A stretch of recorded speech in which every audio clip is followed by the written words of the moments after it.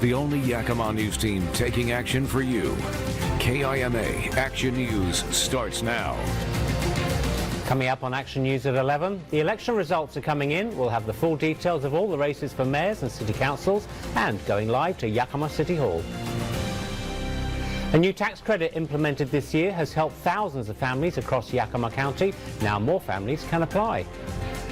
And the Yakima County Commissioners agree on the Emergency Housing Fund's contract to fund emergency shelter for 12 units.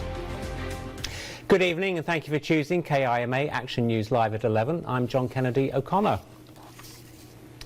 Results are coming in now for the general election. We'll kick things off with the Yakima City Council. As of now, Dulce Gutierrez seems to be in second for District 1 with over 36% of the vote.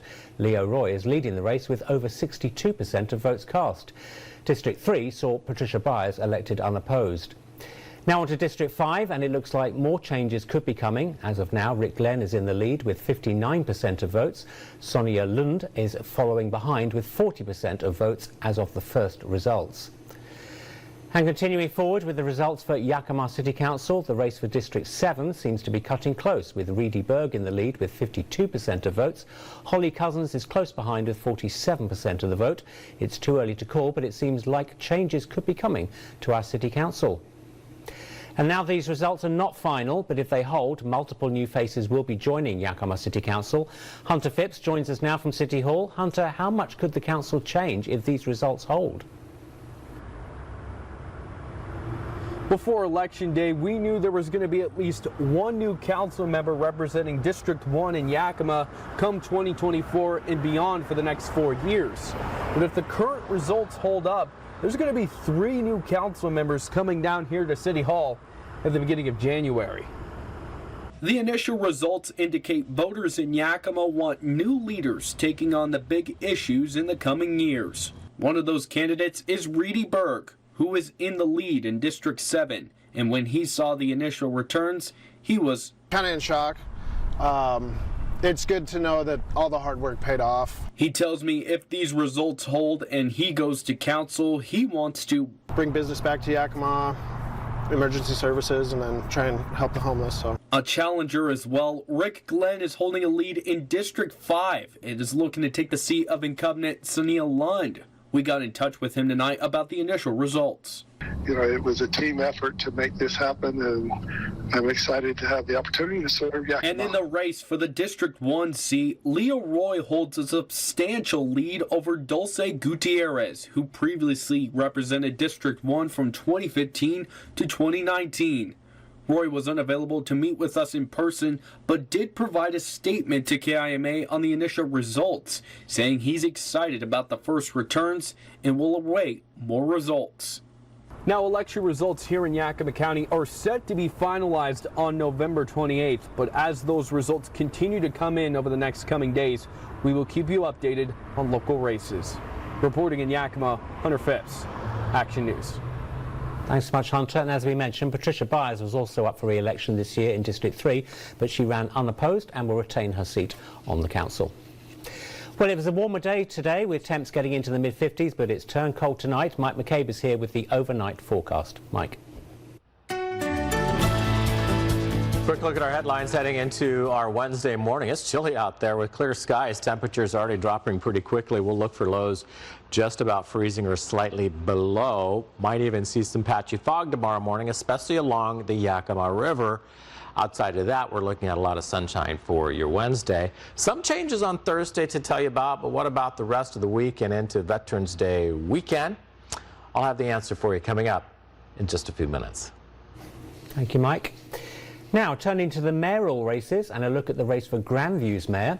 As of now, Ashley Lara is in the lead with over 56% of votes, and Gloria Mendoza is following behind with 43% of the votes that have been cast. On now to the race for Granger's mayor. As of now, Hilda Gonzalez is in the lead with 55% of the vote. Ryan Stonemetz is following behind with 40% of the votes that have been cast. It looks like Natchez could be getting a new mayor this year. Bill Davis is in the lead with more than 63% of the votes. Paul Williams is following behind with more than 36% of votes as of now. And on to this race for Sealer Mayor. As of now, Roger Bell is in the lead with 54% of votes. Russell Carlson is following with 44% of the vote behind. All the Sealer City Council positions were uncontested, and Clifford Peterson, William Longmire, Michael Costello and David Monaghan were all elected unopposed. Now on to the race for Wapato's mayor. As of now, Michael Kennedy is in the lead with over 56% of votes. Margaret Estrada is following with over 41% of the votes. Now on to Cityside City Council races. Starting off with District 3, Vicky Frausto is leading with 51% of the votes, and Luis Ochoa is following with 48% of votes. That's a close count at this time. We continue with the race for Sunnyside City Council District 5. It's also close. As of now, Karen Vasquez is leading with 51% of votes. Mike Farmer is following behind with just over 48% of the votes. Now to the race for Sunnyside District 6. This could be the tightest race. As of now, Julia Hart is in the lead with 50% of the votes. Mike Kennard is following very close behind with just over 49% of the vote. And now to the last race for Sunnyside City Council, District 7. As of now, Jorge Galvan is in the lead with 56% of the vote. Jason Rains is behind with over 43% of the votes counted. Now to the races for Grandview City Council. We'll start off with District 3, and Steve Barrientos is leading with 53% of the votes. Juan Rodriguez is following with over 46% of the vote. Moving on to the race for District 4 in Grandview, Robert Ozuna is leading with 57% of votes as of now, and Mindy Piena is following with over 42% of the votes. Position 5 was uncontested with Bill Moore elected. Wrapping the races for Grandview City Council is the race for District 6. As of now, David Diaz is leading with over 67% of the votes, and Miguel Gonzalez is following behind with 32% of the votes. Position 7 was uncontested, with Lara Flores elected unopposed. Moving on to Granger City Council races. In the race for District 4, a stark difference as Judy Montez is leading with over 60% of votes with a total of 96. Juan Izordia is following with 38% of votes, standing on 61 as of now. On to the race for Granger District 5. Another gap as Alfredo Reyes is leading with over 58% votes with 91 received. Magali Estrada is following behind with 51, representing 32% of votes as of now. On to the races for Mabton City Council, and for position 2, Sophia Costello has received 70% of the vote with 63 votes, giving her a clear lead over Antonio Moreno with 27 votes and 30%. In the race for Mabton Council position 3, Mary Alvarado has 55 votes and stands at just under 62% of the vote, with her opponent Anne Morales on just over 38% with 34 votes cast.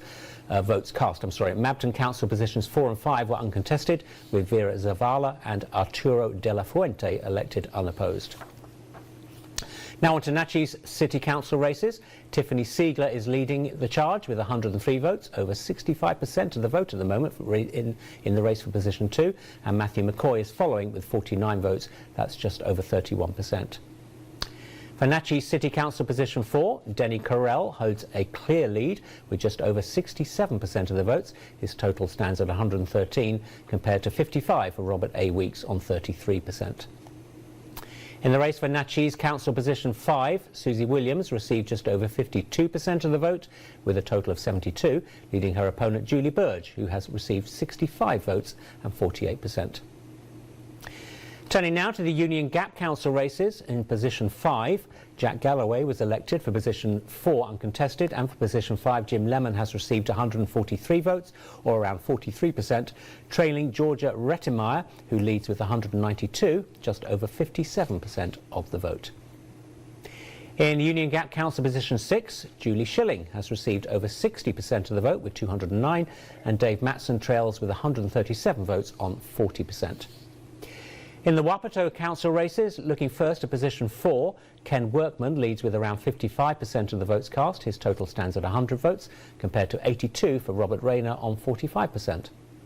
And in the race for Wapato Council Position 5, Oscar Gonzalez holds a clear lead with almost 61% of the votes cast. He has received 110 votes to Francis Ayres' 71 votes, or 39%. The other Wapato races for positions 2, 6 and 7 were all uncontested. Rita Alvarado, Elizabeth Villa and Caroline Solis were all elected. In the contested Zilla County races, council races that is, for position 4, it is a closer race. Janice Gonzalez has around 53% of the votes with 164 to Corena Scott's 146 on 47%. The other Zilla races were all uncontested with Douglas S. Stewart and Beth Husted elected for council positions 4 and 5 unopposed. In the city of Tyerton, there were no contested races. Rob Adams was elected mayor, Taddeo Sands Thompson was elected for council position 1 and Nancy Newbury for position 4, all unopposed. And similarly, in the city of Moxie, none of the races there were contested. Leroy Len Senya was elected mayor, unopposed. Janet Hutchinson, David Roy and Lawrence Frank were unopposed in council positions 3, 4 and 5. And there was only one election in Toppenish, which was an uncontested race. George Garcia was elected for council position 5 unopposed. There were 2 propositions on the county ballot for the Union Gap School District number 2, Proposition 1. Voters appear to have given their approval with 122 votes, almost 54%, to 106, around 46% against.